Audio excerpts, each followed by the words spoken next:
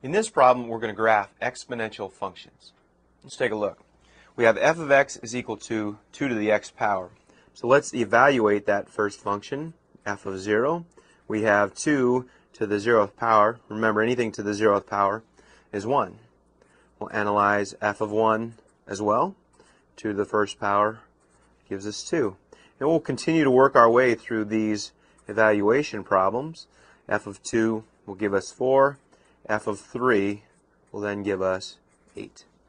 Now let's do the negative domain values. F of a negative 1 give us 2 to the negative first, which is 1/2. F of negative 2 is 2 to the negative second power. That will give us a value of 1/4. And similarly, f of a negative 3 will give us 1/8. So these are the values we're going to use to graph the exponential function 2 to the x power. I'm going to do that in red over here.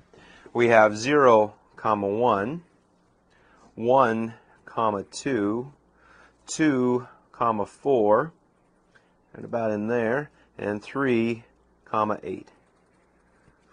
On the left here, at negative 1, we're at 1/2, and it begins to get a little difficult here as we graph these problems, negative 2 and 1/4, so on and so forth. So we're going to connect our dots here with a nice smooth curve. Note that this graph cannot cross the x-axis.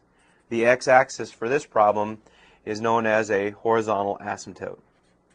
So there is f of x graphing the exponential function 2 to the x.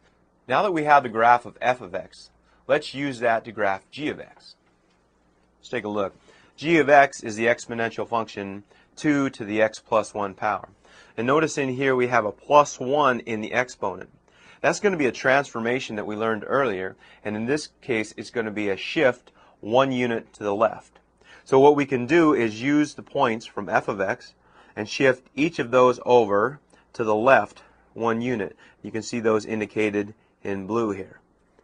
And from this we're going to create the nice smooth graph of g of x, and it gets a little tied in here at the bottom, but the shape of the graph has not changed whatsoever. The red graph has only been shifted to the left 1 unit.